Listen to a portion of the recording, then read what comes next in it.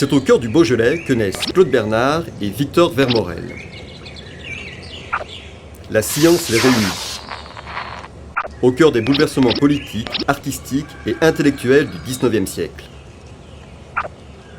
Ces deux inventeurs et découvreurs de génie marqueront l'histoire des sciences et des techniques.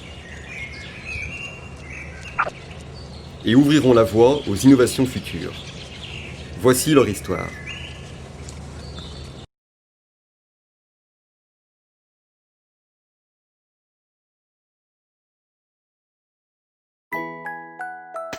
Claude Bernard naît le 12 juillet 1813 à Saint-Julien dans le Beaujolais.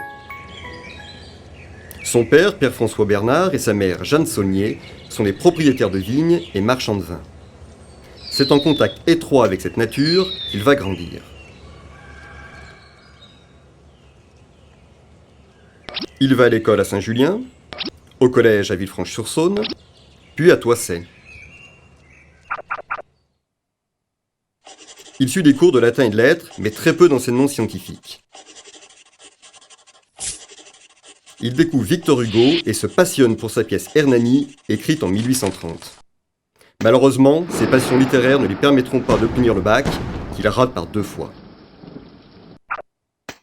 Après ce double échec, il doit trouver du travail. Et c'est son ami Benoît Blanc qui le fait embaucher chez l'apothicaire Millet à Vèze. Le bac n'étant pas nécessaire pour apprendre le métier de pharmacien. Déjà, Claude Bernard s'interroge sur l'efficacité des médicaments de son temps. Et les tâches rébarbatives comme coller des étiquettes pour identifier les pots de médicaments sont loin de le combler. Il rêve toujours de littérature.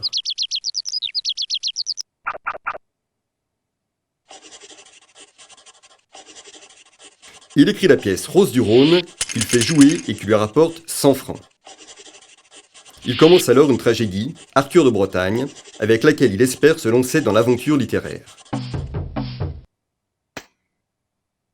Encouragé par ses amis, il quitte la pharmacie Millet, profite de l'été à Saint-Julien et part pour Paris. Sa mère lui a confié quelques économies et l'a adressé à Jean Vatou, bibliothécaire du roi. Dès son arrivée, il se rend chez l'homme de lettres qui le renvoie vers un critique littéraire important, Saint-Marc de Girardin.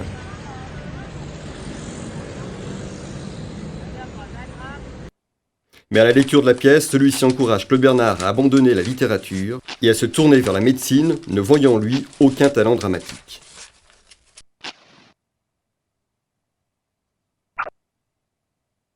Déçu, Claude Bernard repasse le bac, qu'il réussit enfin.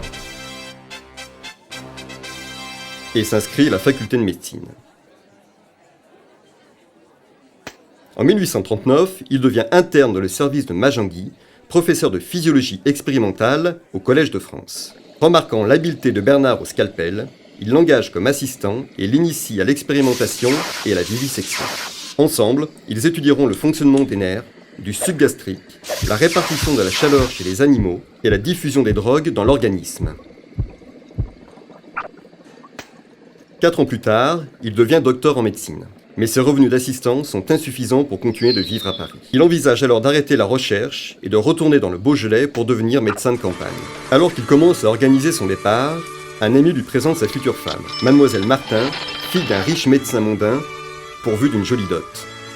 La fortune de la jeune femme lui permet de rester à Paris, où il deviendra un très grand chercheur.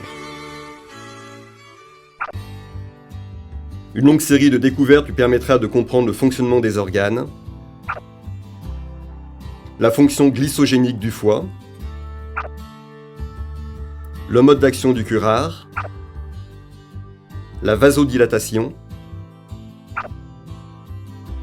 la dissolution des graisses par le pancréas, la médecine expérimentale.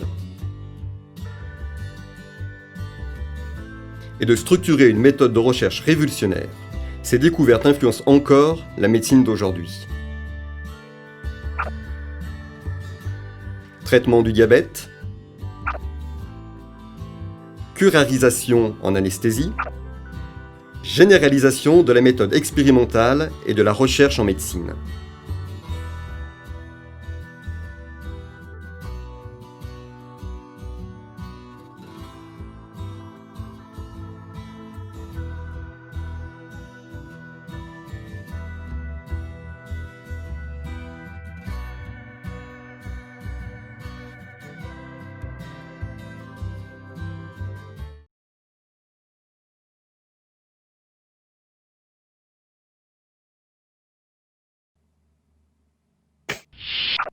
Le 29 novembre 1848, Catherine, l'épouse d'Antoine Vermorel, met au monde un garçon qui reçoit le prénom de Victor.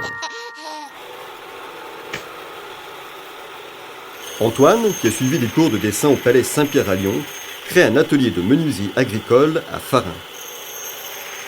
L'atelier sera déplacé à Beauregard, puis à Villefranche, Port de Belleville et enfin rue Porquerolles. Antoine met au point un tarare pour vanner les graines de céréales. Il dépose le brevet de ce moulin traquenard en 1852. À partir de 1860, le jeune Victor fait ses études au lycée impérial de Bourg-en-Bresse.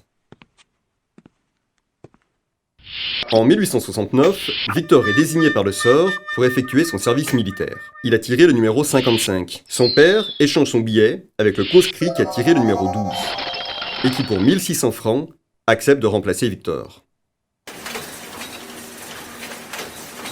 Dans l'atelier paternel, le jeune homme apprend le travail du bois et celui du fer. En août, il part en Allemagne, en train jusqu'à Strasbourg, puis à pied jusqu'à Bruchsal, où il s'installe. Il apprend l'allemand et travaille dans un atelier dont les clients sont surtout des brasseurs. Il pratique la plomberie, la chaudronnerie, le tournage, le moulage, la fonte du cuir. Pour son père, l'apprentissage a assez duré. À sa demande, Victor rentre en France en fin d'année. L'année suivante, Antoine meurt et son fils lui succède à la tête de l'atelier. Mais rattrapé par le conflit franco-allemand, Victor doit accomplir son service dans la garde nationale méditerranéenne et participe à la défense de Belfort à Foucault.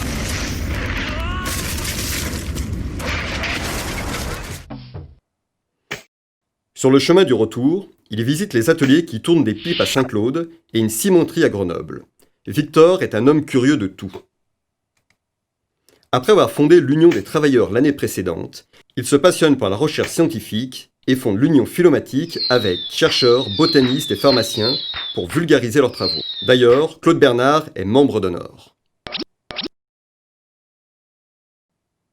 La même année, il est élu au conseil municipal de Villefranche à seulement 26 ans. Toujours en quête de nouvelles idées, il visite l'Algérie et se rend à l'exposition agricole d'Alger pour chercher de nouveaux débouchés à ses outils agricoles.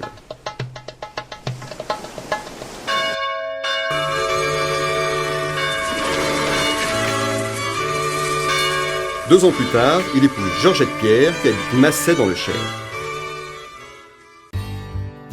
Les jeunes mariés voyagent. Nîmes, Tunis, Turin, Gênes, Marseille, Nice, des villes au cœur des échanges commerciaux de l'époque. Les Vermorel auront 5 enfants. Marguerite, Victorine, Édouard, Lucien, Germaine.